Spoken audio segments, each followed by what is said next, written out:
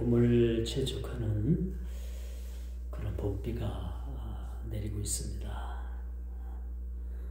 이제 3월 하면은 벌써 이제 남쪽에서는 꽃 소식이 그렇게 전해지는 계절이기도 하지요.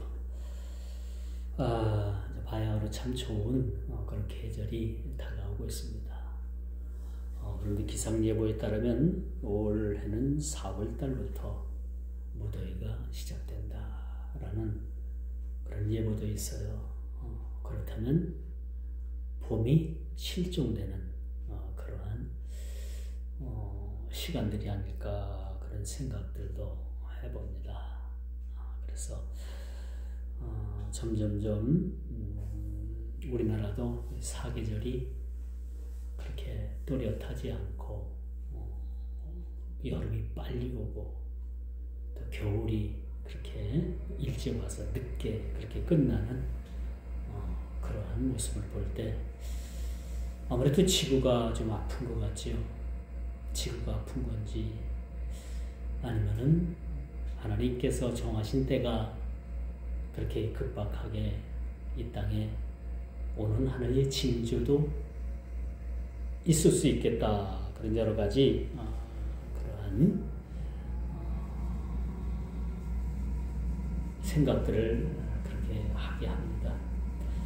어제는 우리가 3.1절로 우리가 하루를 보냈어요. 3.1절 하면은 일제 참 치하에서 그렇게 고통을 당하고 나라를 빼앗긴 그런 서름 속에서 그렇게 36년 동안을 이렇게 살아왔던 그러한 선조들을 우리가 생각해 하는 그런 날이기도 합니다. 참 나라를 참 송두리째 그 왕을 비롯해서 그 참 왕의 밑에 있는 사람들이 일본의 나라를 그냥 갖다 바쳤잖아요. 어찌 보면은 항거도 하지 않고 참 그런 모습에서는 참 우리가 아쉽기도 하고 그 당대에 그 왕권이 얼마나 무능했던가 라는 것도 우리가 생각해 보게 합니다. 그 세계 열강 속에서도 그래도 나라를 지키겠다고 하는 일부 사람들이 독립을 위해서 목숨을 그렇게 축계와 같이 버리는 일들도 그렇게 있었음을 보게 됩니다. 어제 3.1절 날 참 이 나라는 참 많은 그런 함성이 그렇게 퍼져 많은 사람들의 기전을 그렇게 울리게 했던 하루였습니다. 비가 오면도 불구하고 이렇게 탄핵의 찬반 집회가 우리나라 요소 곳곳에서 그렇게 그런 걸기대회가 있었음을 보게 됩니다. 뭐 찬성이냐 반대냐 이걸 떠나서 우리 국민들이 분노한 것만큼은 분명해 보인다. 그리고 그동안에 정치에 무관심했던 20, 30대가 지금 정치에 관심을 보이고 있다. 그들이 깨어나고 있다라는 것만큼은 그 집회에서 보여주는 그 영상을 보면서 젊은이들이 의외로 많이 그 영상에 카메라에 비춰지는 모습을 보게 되었습니다. 왜 그럴까요? 그 젊은이들은 그렇게 생각했을 거예요. 이대로는 이 나라가 안 되겠다. 미국 헌정사에서 탄핵이라는 그러한 일은 아주 드물다고 해요. 우리가 봐도 미국이 그 민주주의입니다만은 닉슨 대통령이 탄핵을 당해요. 그렇죠? 정권을 잃었죠. 근데 우리나라는요, 최근 들어서 1년 사이에 탄핵이 29번의 탄핵이 이루어졌습니다. 이걸 보면은 정상적인 나라는 아니다. 누굴 탓하고 누가 잘잘못을 떠나서 이것은 분명히 입법부의 어떤 고장난 그러한 취약성을 보여주고 있다라고 해도 과언이 아닐 것입니다. 이런 시대에 우리가 살아가고 있어요. 왜 제가 이런 말씀을 드리느냐? 우리가 기도하고 우리가 때로는 우리의 목소리도 내고 아닌 것을 아니라고 하고 그릇된 것을 잘못됐다고 하는 그러한 우리의 이제 실질적인 행동이 필요하지 않은가라는 그런 시대를 우리가 맞이하고 있다는 겁니다. 옛날에 그 고사성어 중에서 양수겸장이라는 말이 있었어요. 혹은 양수겹장이라는 그런 말을 여러분들이 들어봤을 겁니다. 이 뜻하는 중에는 이것이 뜻하는 이 고사성어는 장기에서 두 개의 말이 한꺼번에 장이요라고 부르는 그러한 것을 의미한다고 합니다. 양쪽에서 동시에 하나를 노림을 비유적으로 이루는 뜻으로 정의하고 있다라고 그렇게 말해주고 있습니다. 언제나 하나님의 심판 와중에도 하나님께서는 구원의 문을 열어놓고 있다는 거예요.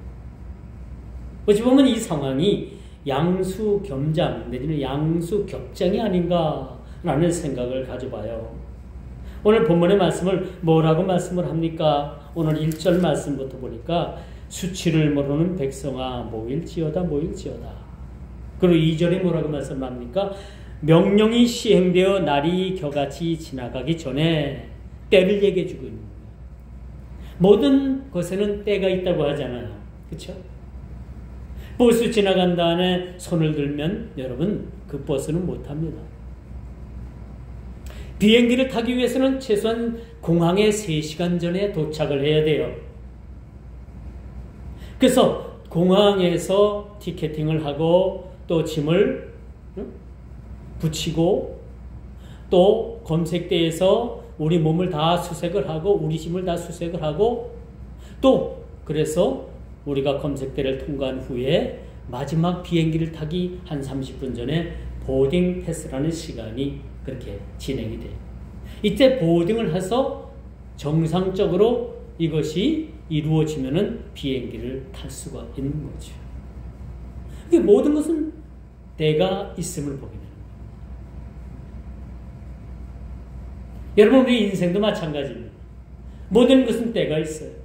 그렇죠? 내가 젊었을 때 좀 더 열심히 뭘 좀 살아볼 걸. 내가 지난 한 해 뭐 좀 더 열심히 했으면 좋았을 걸. 껄껄껄 하는 그러한 아쉬움을 많이 가지고 사는 것이 사실은 우리 인생입니다. 하나님의 구원 계획도 때가 있는 겁니다. 하나님께서 심판하시는 일도 때가 있음을 우리가 알아야 되는 거예요. 그러면 2절 우리가 다시 한번 봅니다마는 명령이 시행되어 날이 겨같이 지나가기 전에 여호와의 진노가 너희에게 내리기 전에 여호와의 분노의 날이 너희에게 이르기 전에 그리할지어다. 돌아서란 얘기입니다. 마땅히 회개할 바를 회개하라는 겁니다. 모든 죄악의 모든 들여놓은 발을 빼라는 얘기입니다. 요즘 아주 유행하는 영어 하나가 있죠. Stop the Steal 이라는 이런 표어를 가지고 탄핵 반대다, 뭐 탄핵 찬성이다, 뭐 이걸 가지고 막 피켓을 들고 막 그렇게 열심히 그렇게 대를 통해서 그들이 자신들을 표현하죠. Stop the Steal 이게 무슨 말이야? 도둑질을 멈추라는 얘기입니다. 도둑질을 멈추라. 더 이상 도둑질을 멈추라는 얘기입니다.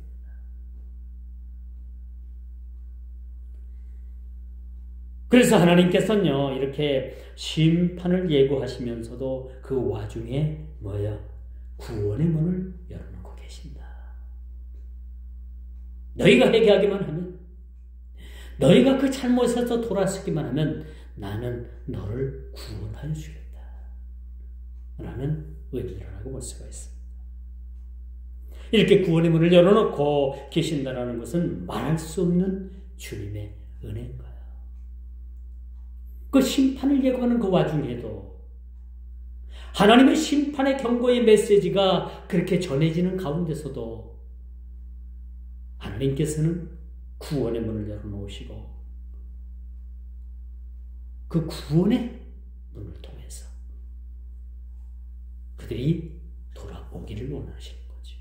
이것이 주님의 은혜인 것입니다. 그러므로 우리 그리스도인 된 저와 여러분들은 항상 주님의 긍휼하심을 기다리는 것이 참 필요한 거예요. 우리가 죄인임에도 불구하고. 그렇죠? 솔직히 말해서 우리가 자격이 있어서 천국 가는 건 아니죠. 자격이 있어서 하나님 자녀 된 것은 전혀 아닙니다. 그렇죠? 그럼에도 불구하고 우리가 그리스도인 되었다는 것은 주님께서 우리를 긍휼히 여기사 하나님 자녀 삼아 주셨던 거예요. 이거 외에는 없습니다. 우리가 어떤 특별한 우리가 자격이 주어진 것도 아니고 우리가 어떤 하나님 앞에 큰 일을 해서 하나님께서 우리를 구원해 주신 것도 아니고 우리가 구원받는 조건은 뭐예요? 아무것도 없습니다. 그저 하나님께서 우리를 긍휼을 우리에게 베풀어 주신 것뿐이죠. 그렇죠? 여러분, 시대가 가면 갈수록 사람들의 감정들이 메말라 가고 있습니다. 그렇죠? 지극히 사람들은 이성적으로 사람들이 변해가고 있습니다. 이렇게 지극히 이성적일 뿐만 아니라 개인주의로 그렇게 흘러가고 있습니다. 옛날의 훈훈한 점들은 이제 찾아보기 쉽지가 않습니다. 옛날에 시골 민심이라는 것이 있어요. 근데 요즘은 시골 민심 여러분 없습니다. 도시보다 더 각박하면 각박했지 시골 민심이라는 것은 옛날에 그렇게 한 번쯤 기억될 만한 이름으로 그렇게 자리 잡고 있습니다. 아주 사라져버렸죠. 그러나 하나님의 긍휼하심은 오늘 본문에서도 그렇게 나타나듯이 심판 중에도 그 은혜를 베풀 자들을 외면하지 않으신다는 거예요. 하나님의 심판을 갖고 왔죠.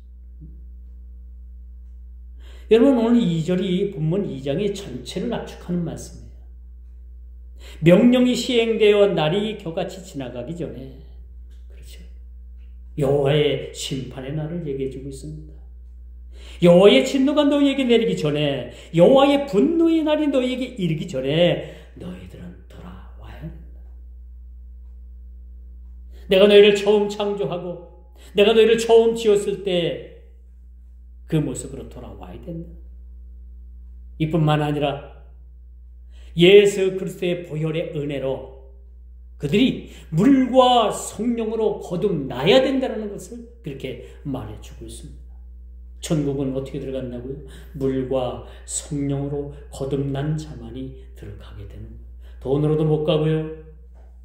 이쁘다고도 못 가고요. 뭘 가지고 가느냐? 물과 성령으로 우리가 거듭나게 돼요. 물과 성령.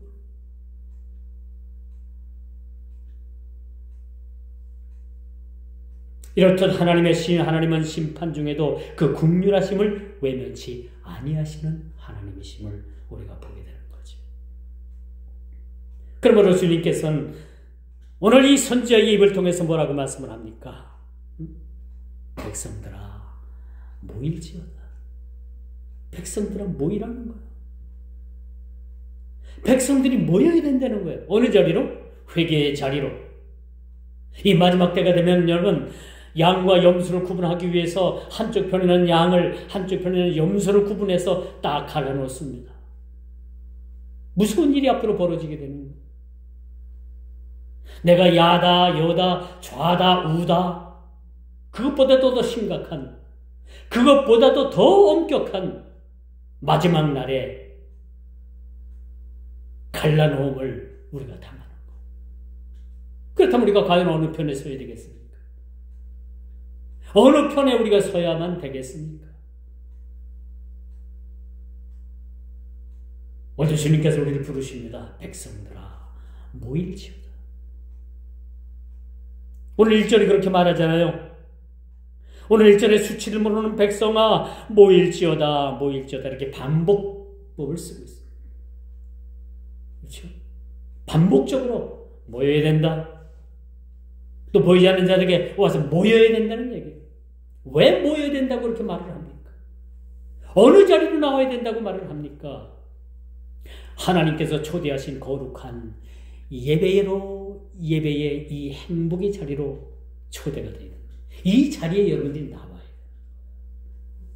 항상 여러분들이 국률하심의 자리로 주님께 나와야 되는 겁니다.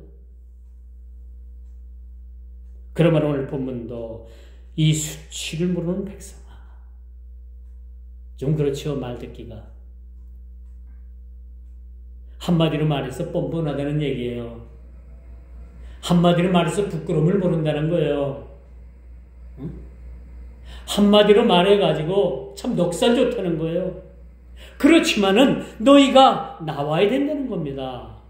모여야 된다는 겁니다. 어디로? 구원의 자리로. 구원의 자리로 여러분들이 나와야 된다는 얘기예요. 왜? 왜 이렇게 두 번씩이나 모일지어다 이렇게 말을 합니까?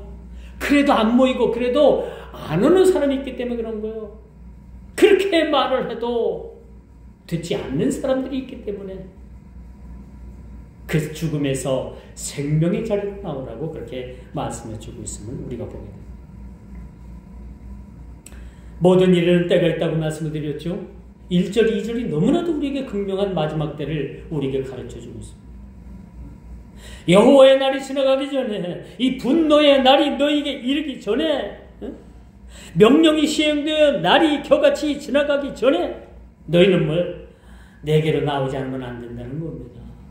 마지막 경고의 말씀을 오늘 본문을 통해서 우리들에게 그렇게 말씀해 주고 있어요.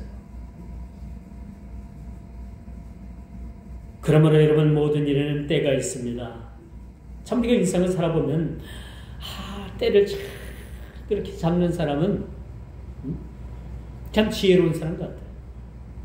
이러면 때를 놓치고서 내가 그때 좀 잘해볼 걸. 그때 누가 그렇게 주위에서 나에게 권고하고 충고하고 그렇게 좋은 말 해주는데 그때 그 말 좀 한번 내가 들어볼 걸. 내가 그때 그렇게 건강을 잃었을 때 누가 나에게 충고해주고 건강을 위해서 여러 가지 지혜도 주고 그렇게 도와줬는데 그것을 내가 다 배척하고 건강을 잃었을 때 그런 생각을 하잖아요. 내가 그때 참 그 일들을 받아 볼걸. 왜 내가 그런 일들을 배척했을까? 그런 아쉬움을 우리가 느낄 때도 있습니다. 여러분, 로마의 극악한 박해에도 불구하고 로마가 여러분 얼마나 그렇게 주변국들을 침략해서 그렇게 식민지로 만들고 그 식민지화된 그런 사람들을 얼마나 괴롭혔는지 몰라요. 그 중에서도 로마가 이스라엘을 그렇게 점령을 하고 식민지로 만들어 난 다음에 로마는요, 끊임없이 그 기독교인들, 유대인들, 그 기독교인들을 얼마나 괴롭혔는지 몰라요. 더러는 여러분, 그런 경기장 한가운데로 그 그리스도인들을 몰아넣고 그 경기장의 사자를 풀어서 그 그리스도인들을 그렇게 사자의 밥이 되게 하는 그런 무시무시한 그러한 일들도 있었습니다. 그러나 이러한 로마의 극악한 박해에도 불구하고 복음의 때가 이르게 되는 거예요. 하나님의 복음의 때. AD 313년에 로마의 콘스탄틴 대제라는 사람이 로마가 복음 앞에 무릎을 꿇게 되는 그러한 역사적인 사건을 맞이하게 됩니다. AD 313년에 로마의 콘스탄틴 대제가 로마의 국교를 기독교로 공식적으로 인정을 한 거예요. 우리나라 교회가 많습니다.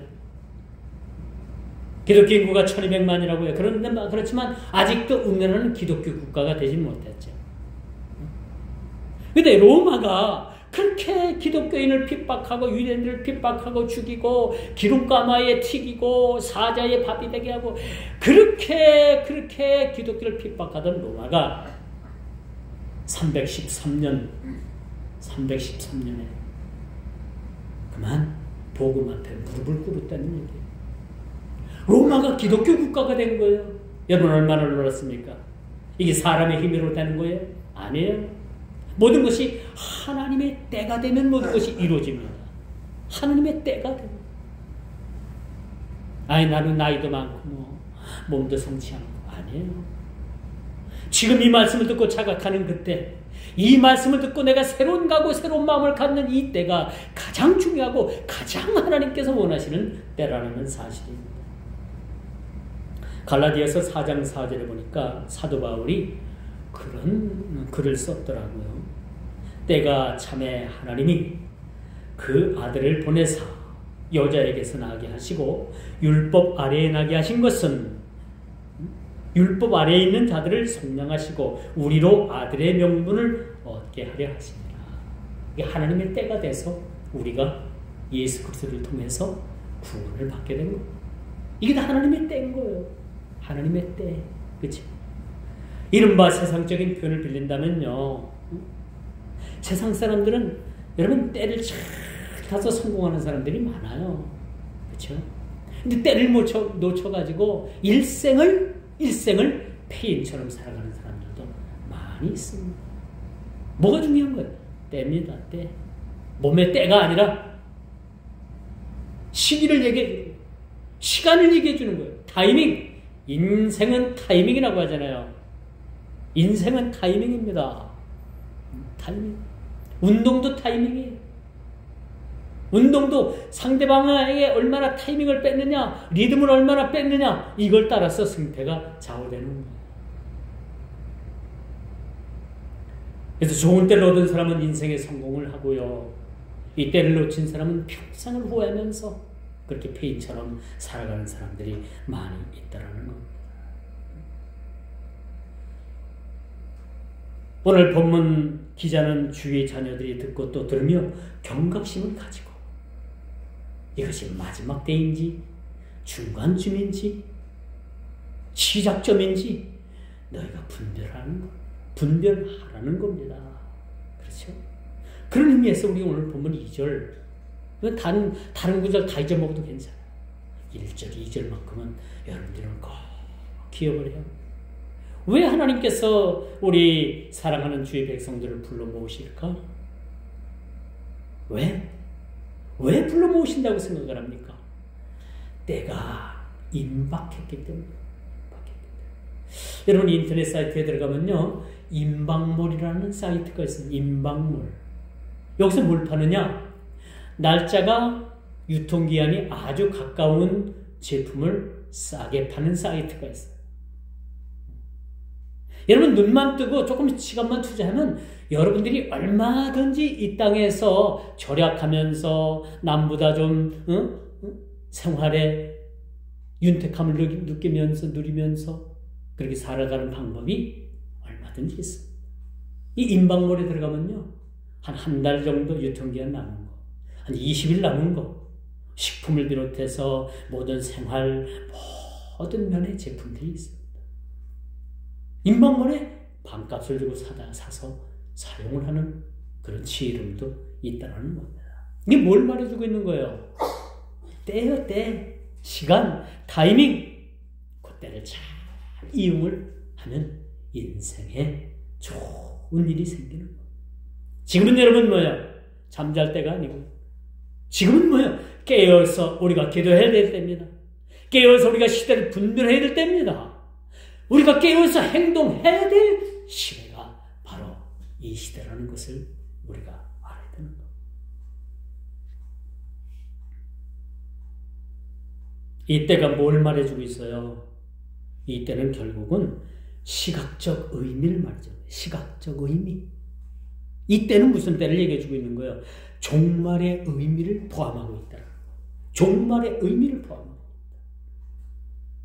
그러면 우리는요, 우리가 신앙생활하면서 잊지 말아야 될 것은 이 종말론적인 신앙을 여러분이 잊어서는 안 되는 거예요. 이 종말론적인 신앙이 뭐냐? 항상 우리는 주님께서 오늘이라도 오신다라는 마음을 가지고 우리의 세상을 살아가야 된다는 거죠. 그렇죠? 언제 주님 우리가 다시 오실는지 우리가 몰라요. 오늘이 될는지 내일 될는지 1년 후가 될는지 3년 후가 될는지 그 이후가 될는지 우리가 아무도 알 수 없기 때문에 우리는 항상 종말론적인 신앙을 우리가 가지지 않으면 안 되는 거예요. 오늘 밤에라도 주님 오신다. 그렇기 때문에 우리는 준비해야 된다는 그런 마음의 각오가 필요한 거죠. 이것이 종말론적인 신앙을 우리가 말해주고 그렇게 여러분들이 준비를 해야 된다는 겁니다. 오늘 본문에 보니까 이 때가 정해졌을 뿐만 아니라 이제 반드시 하나님은 불의의 시대를 향해서 무서운 심판이 정해졌다는 거죠. 그렇기 때문에 너희는 모일지어다. 이 수치를 모르고 뻔뻔하고 염치 없는 너희들아 모여라. 모이라는 얘기입니다. 수치를 모르고 뻔뻔하고 이런 자들이 누구였습니까? 바로 저와 여러분들이었던 거예요. 아직도 수치를 몰라요, 우리는. 아직도 우리가 죄를 짓고도 우리가 이 죄를 죄로 여기지 못하는 이런 죄들이 우리 삶 가운데 얼마나 많은지. 이것쯤이야. 이웃집에서 바늘 하나 슬쩍 가져오는 거. 이거 뭐 이런 것도 하나님께서 눈 감아주시지 뭐. 뭐 들켜도 이걸 죄라고 할 수 있겠어? 안 해요.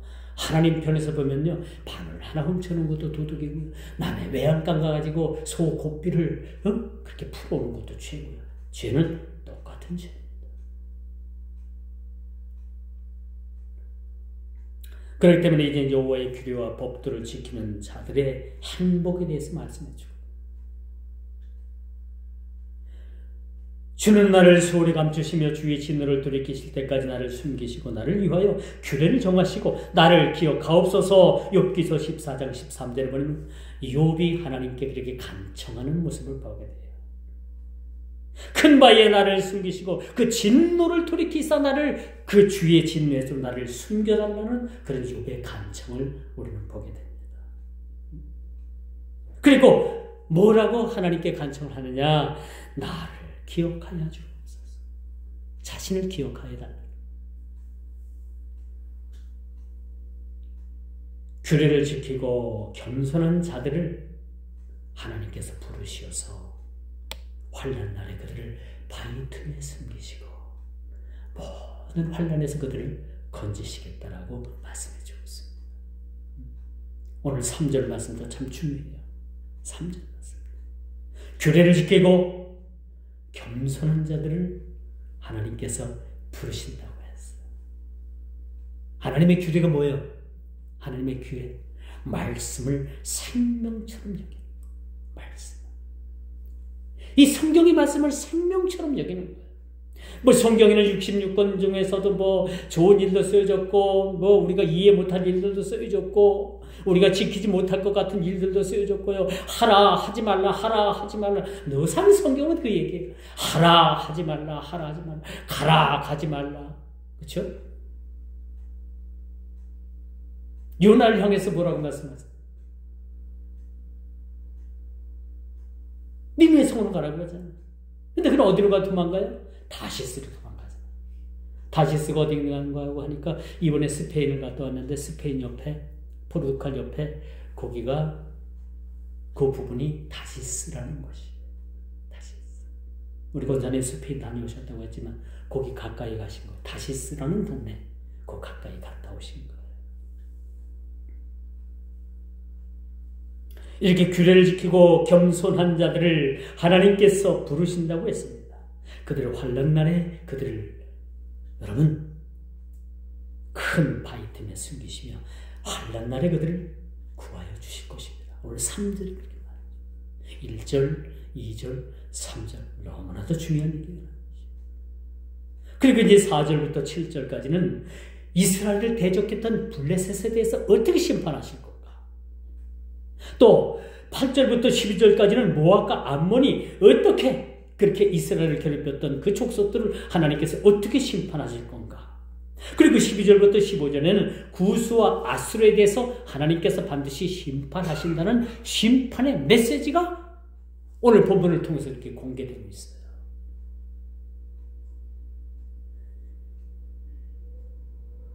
우리가 규례와 법들을 따라서 산다는 것은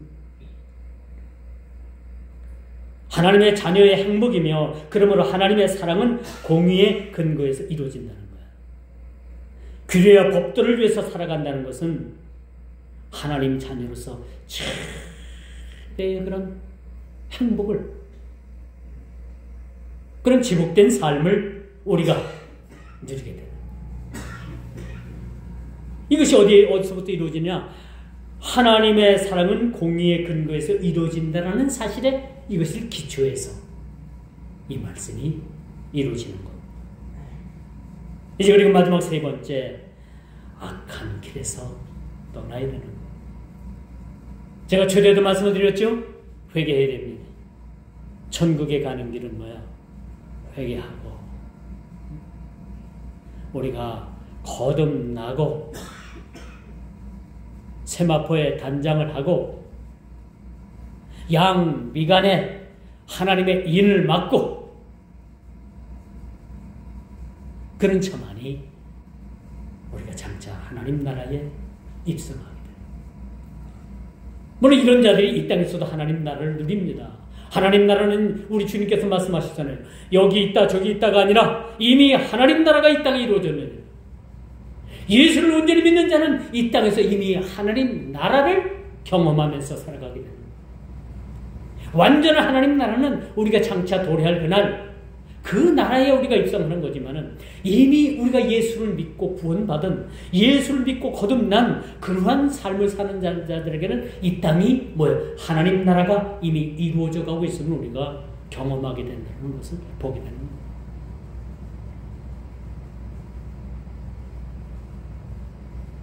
그러므로 우리가 한 걸음 더 나가 오늘 선지자는 겸손한 자들조차도 심판이 행해지는 이 여호와의 날에, 이 말씀을 보면 겸손한 자도 못 들어가나? 그렇게 말할 줄 모르지만 이 말씀의 의미는 뭐냐? 우리가 겸손하게 살아야 되겠지만은, 겸손해야 되겠지만은, 겸손했다고 해서 우리가 결코 우리가 방관적인 삶을 살아서는 안 된다. 계속적으로 지속적으로 경계하는 마음을 가지고 살아야 된다라는 것을 우회적으로 우리에게 가르쳐주는 말씀이라고 볼 수가 있는 거예요. 이 말씀이 아모스서 5장 15절에도 그렇게 쓰여져 있어요. 모든 것이 여호와의 주권에 달려 있음을 아모스 선지자도 그렇게 말해주고 있습니다. 천국에 가면 놀랄 일이 몇 가지 있다고 했잖아요. 가장 첫 번째, 천국에 가면 가장 첫 번째 놀랄 일, 나 같은 사람이 천국 왔던가? 감사합니다. 나 못 올 줄 알았어. 항상 내가 거기 마음에 짐을 가지고 살았는데, 마음의 부담이었는데 내가 지금 천국에 와 있어. 그걸 가장 놀라게 된다는 거예요. 두 번째, 아무리 눈을 씻고 봐도 왔어야 될 사람이 안 온 걸, 저 사람 법 없어도 살아. 저 사람 참 성인군자야. 선한 사람. 저 사람만큼은 천국 꼭 가. 그런데 가보니까 그 사람이 없어요. 그게 두 번째 놀랄 일이랍니다. 세 번째 뭐겠어요? 아니, 저 사람은 안 온다고, 못 온다고, 저 사람 꼭 지옥 갈 사람이라고 했는데 그 사람이 또 와 있는 거야. 왜? 마지막 때 그도 회개하고, 함량 미달이 돼가지고 그냥 순교함으로, 생명 잃고 순교함으로 666 짐승표 받으라고 했는데 나 그거 못 받습니다. 내가 이 땅을 진짜 제대로 살진 못했지만은 우리 어머니, 내가 가끔 나가던 목사님 말씀하시는데 그거 받으면 천국 못 간다고 했는데 나 그거 진짜 깨닫고 나 이거 안 받고 천국 갈래. 그래서 그 자리에서 순교당하고, 목이 잘려 순교당하고, 천국 온 사람이 있어. 근데 우리가 보기에는 그 사람 천국 못 와. 죽어 이제 지옥 갔을 거라고 했는데 천국 가서 막상 보니까 그 사람이 또 와 있는 이거에 놀라는 겁니다. 제가 여러분 참 쉽게 설명하기 위해서 이렇게 설명을 했지만 이 말씀도 사실은 성경적이진 않아요.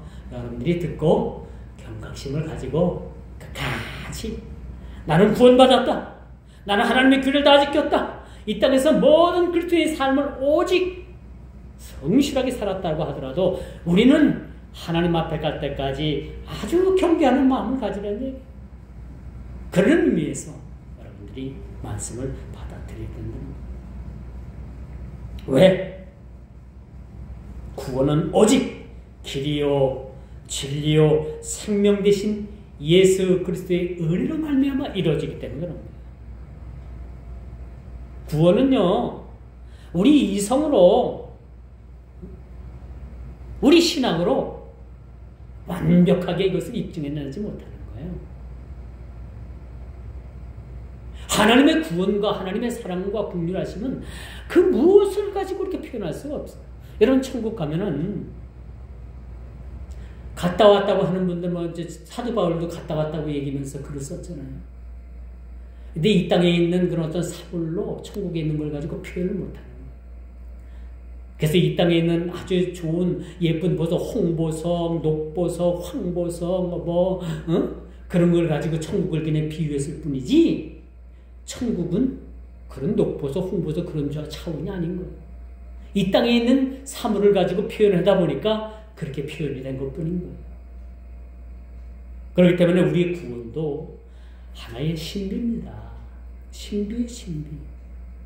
우리 머리로 다 이해를 못하는 거예요. 그런 구원의 길을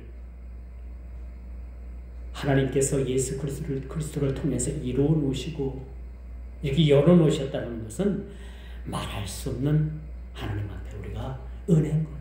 그저 우리가 감사함으로 받으면 돼요. 감사함. 그렇죠? 감사한 마음을 받으면 돼요. 이제 말씀의 결론을 맺을게요. 이 심판에 대한 하나님의 경고는 반드시 이루어진다는 사실입니다. 1절, 2절, 3절. 집에 가서 여러분들이 가슴에 손을 얹고 잘 한번 읽어봐요. 4절부터는 그 이웃 이방 국가에 대한 심판에 대한 이야기이기 때문에 요거보다도 1절, 2절, 3절이 아주 핵심 구절이에요. 오늘 말씀. 한번 읽어보시고 다시 한번 오늘 말씀을 잘 정리해 보시길 바랍니다. 저와 여러분들이 그리스도인 됐다는 것은 참으로 두렵고 떨리는 마음으로 끝까지 믿음의 경주를 우리가 잃지 말아야 되는 거예요. 이 하나님의 규례와 법들을 공의를 물같이 정의를 하수같이 흘려보내는 이 아모스 선지자의 그런 말씀처럼 우리 하나님의 공법을 물같이 정의를 그런 강물같이 흘려보내는 그런 우리 삶이 필요하다라고 말씀드릴 수가 있는 겁니다. 이 말씀을 여러분들 끝까지 믿음의 경주를 통해서 우리가 믿음의 경주를 잃지 않는 저와 여러분 모두가 다 되기를 주님의 이름으로 축원하면서 말씀을 맺도록 하겠습니다. 기도합니다. 하나님의 규례와 법도에 떠나지 않으며 공의가 물같이 정의가 하수같이 흘러 넘치는 세상이 되게 해주시고 이런 일들에 우리가 일조하는 모두가 다 되길 원합니다. 수치스러운 너희들은 모일지어다. 우리가 수치를 모르는 저희들이었지만 하나님께서는